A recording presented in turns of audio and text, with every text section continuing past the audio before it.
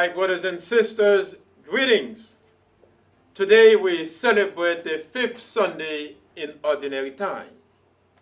For the last couple of weeks, Jesus has called us to follow him. And if we are humble and obedient in response, we will be rewarded with deeper insight into Jesus' mind and deeper experiences of his heart. Jesus wants to tell us what he once told his disciples. Do not be afraid any longer, little flock, for your Father is pleased to give you the kingdom.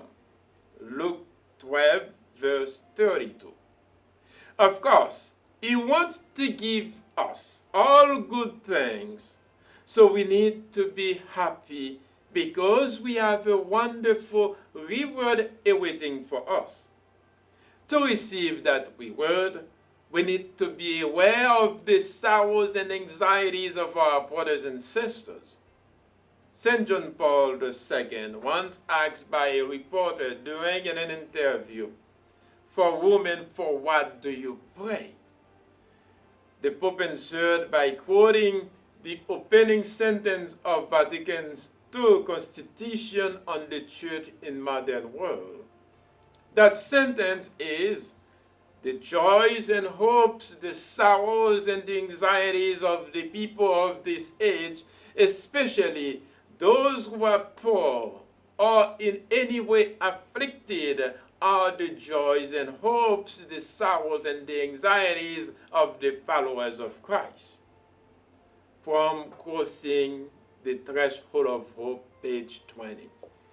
Actually, the Pope answered the question not only as he is the Pope, but also as he is a Catholic, a follower of Christ just like us.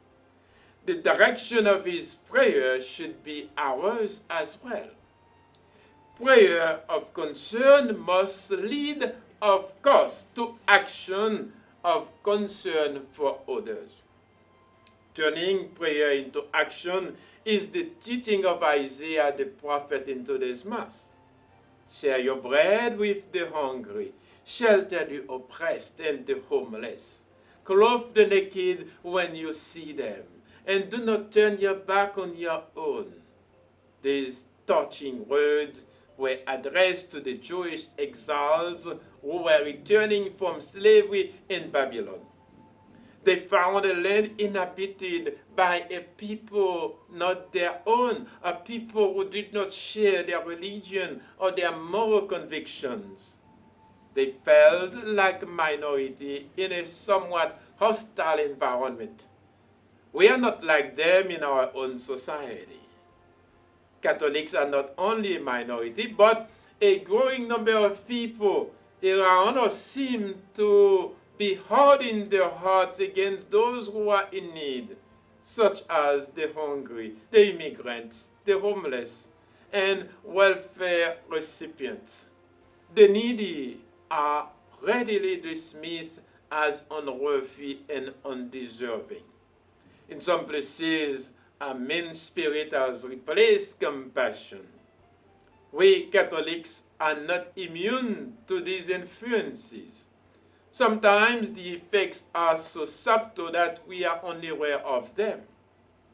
We may need to call ourselves back to thinking like Catholics and acting as followers of Christ, for whom the joys and sorrows, the needs and the anxieties of the people of this age, especially the poor, or those who are afflicted, are our concerns. May God, my brothers and sisters, open your hearts and minds to be compassionate as our Heavenly Father is compassionate. May God bless you.